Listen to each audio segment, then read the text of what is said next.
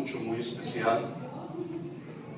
Es especial para ustedes, es especial para nosotros, es especial para John, es especial para Mario y su esposa, porque hay cosas en la vida cristiana y en el ministerio que luego a veces no entendemos.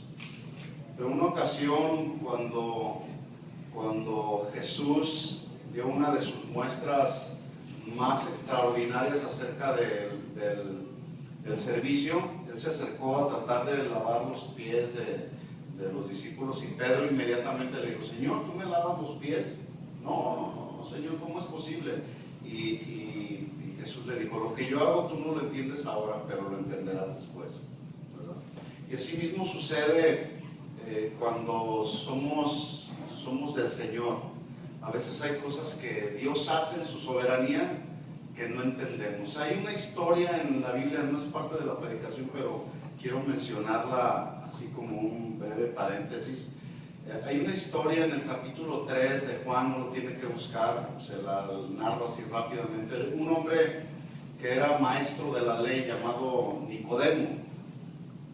Y este fue a buscar a Jesús de noche porque había una inquietud en su corazón, había un deseo, había un anhelo tan profundo por conocer más del Señor.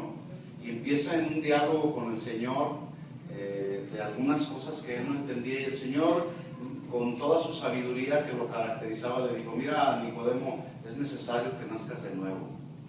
No entendía y seguía sin entender. Porque Jesús le decía: lo que es de la carne, carne es; lo que es del espíritu, es del espíritu. Y seguía sin entender. Pero luego, después, más adelante en el diálogo, Jesús le dice a Nicodemo, le dice: el viento sopla, tratando de ayudarle a entender lo que le era necesario a Nicodemo. Le dice: mira, así como el viento sopla de un lado a otro, dice, no sabemos, oímos el sonido del viento, dice, mas ni se sabe de dónde viene ni a dónde va. Y luego termina el versículo 8 diciéndole: así es todo aquel que es nacido de Dios. ¿Sí? Es decir, que todos los que hemos nacido de Dios, los nacidos del Espíritu, y que somos de Él, porque Él nos compró con su sangre, hoy estamos aquí y mañana no sabemos. ¿Sí? Así como el viento empieza a soplar, no oímos más bien oímos nada más el viento, pero no sabemos ni de dónde viene ni a dónde va, ¿verdad? Jesús le dice: así es todo aquel que es nacido del Espíritu. Así que como somos de Él, Él puede hacer con nosotros lo que Él quiere, ¿sí o no? ¿Cuántos están dispuestos a que Él haga con tu vida lo que tú quieras, lo que Él quiera? ¿Están dispuestos? Porque tal vez hoy estás aquí, pero mañana ya no. Es posible que a lo mejor mañana ya estés en su presencia. Y a veces hablar de eso no nos gusta, ¿verdad? Entonces, para mí es un privilegio estar en este lugar, en esta etapa de cambio que va a haber en esta congregación. Y todo es el producto y el resultado no del esfuerzo humano, no de las ideas humanas o de los pensamientos humanos. Todo esto que sucede alrededor del mundo en el cuerpo de Cristo es el resultado de las ideas, de los pensamientos y de la perfecta voluntad de Dios. ¿Sí? Así que si alguno dice: pues yo no estoy de acuerdo, bueno, pues usted tiene un problema conmigo, no con Dios, ¿verdad? Y quiero compartir un mensaje que el título es una pregunta, ¿sí? Quiero que pongan atención porque tiene que ver con todo esto. El título es una pregunta y la pregunta es la siguiente: ¿los ministros son de Dios o del pueblo? Es una pregunta que vamos a ir tratando de resolver. Entonces, los ministros, para los que anotan, ¿son de Dios o son del pueblo? ¿Sí? Dice la Biblia en Números capítulo 8, versículo 14, hablando de los levitas, el pueblo que Dios escogió para el servicio especial para Dios.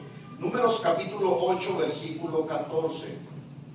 Dele vuelta ahí a su Biblia, por favor, y vamos a tratar de entrar en el mensaje. En Números 8:14 dice la Biblia: así apartarás a los levitas de entre los hijos de Israel y serán míos los levitas. ¿Quién está hablando? ¿El hombre o Dios? Dios está hablando a través de Moisés. Pero me llama mucho la atención que dice: los apartarás, ¿sí?, de entre los hijos de Israel y serán míos los levitas. Versículo 15. Después de eso vendrán los levitas a ministrar. Subraye la palabra ministrar, servir. Dice: vendrán los levitas a ministrar en el tabernáculo de reunión.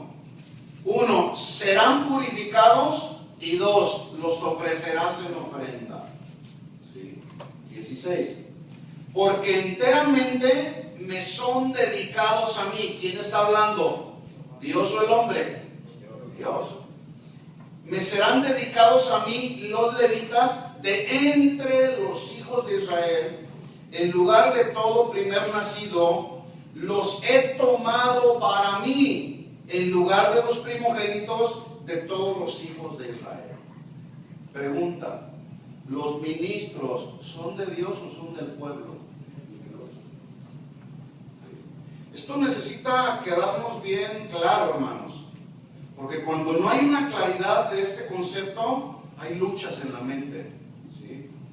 Lo primero que tenemos entonces que considerar y valorar es que ser ministro de Dios es la más grande honra que jamás todo ser humano o cualquier ser humano ha recibido. Ser un ministro llamado por Dios. Y este mensaje, aunque es para todos, yo me quiero dirigir de forma muy personal, tanto a Mario como a su esposa, a John y a su esposa, ¿sí?, pero también a ustedes, ¿sí? Entonces, este concepto tenemos que entenderlo. Ser un ministro de Dios, Mario, John, ya lo sabes, es la más grande honra que un hombre pueda recibir. ¿Por qué? Simple y sencillamente porque a Dios se le ocurrió llamarnos, sacarnos de entre el mundo, ¿sí? Primero nos salva y luego nos da el privilegio de servirlo. Ministro, la palabra ministro, la traducción al castellano es la palabra diácono. ¿Han escuchado esa palabra? El diácono. ¿Qué hace un diácono? Sirve, ¿verdad? Y denota en primer lugar, el servicio del diácono denota en primer lugar su servicio, que tiene que ver el servicio de un siervo, pero con S minúscula, ¿eh? Porque el día de hoy ponen ahí espectaculares: el gran siervo de Dios, con una S tan grande como publican ese gran siervo de Dios. Pero aquí la Biblia habla de un siervo, pero con S minúscula, siervo. Pero aquel siervo de Dios, llamado por Dios, es aquel que efectúa un trabajo de buena voluntad. ¿Sí? Ministro también tiene que ver con ese siervo que sirve de buena voluntad, que está dispuesto a servir en todo lo que Dios quiera que sirva. ¿Estás dispuesto, Mario? ¿Estás dispuesto, yo? ¿Sí? Como lo es, bueno, la traducción dice: el que hace mandados, el que sirve a las mesas, el que hace las labores domésticas de la obra. ¿Qué hace un empleado o una empleada doméstica? ¿Qué hacen? Sacuden, barren, aspiran, ¿sí? Entonces, un servidor de Dios está dispuesto a hacer todo este tipo de labores. Pero un siervo con S minúscula también es aquel que enseña las verdades de Dios en su contexto real, sin quitarle ni ponerle. También ese es un siervo, ¿sí o no? Pero también un siervo es aquel que está dispuesto a pastorear. ¿Qué hace un pastor? Alimenta el rebaño, cuida el rebaño. ¿Sí? ¿Están dispuestos a eso? Bueno, la historia moderna registra a un hombre conocido como el padre de las misiones modernas. Este hombre se llamaba Guillermo Carey, quien fue un ministro en la India Y este gran hombre, cuando leemos su biografía, es una biografía extraordinaria de un hombre que amaba apasionadamente el servir a Dios, a tal punto que él estuvo dispuesto a dejar todo, a vivir inclusive en la extrema pobreza, pero había una pasión dentro de su corazón por alcanzar a los perdidos. Y Dios lo mandó a la India, a una ciudad llamada Calcuta, en la India. Este hombre tenía un hijo, que ellos eran ingleses, que este hijo, después de haber recibido un llamado de Dios, también como el llamado que recibió su padre, después que su padre murió a la edad de 73 años, este hijo, con ese llamado que Dios le dio, decidió renunciar y cambiar el ministerio que Dios le había encomendado para ser embajador de Inglaterra. Este joven, suponiendo que había ascendido de honra y de autoridad, no se dio cuenta que con esa decisión que hizo de renunciarle al Señor,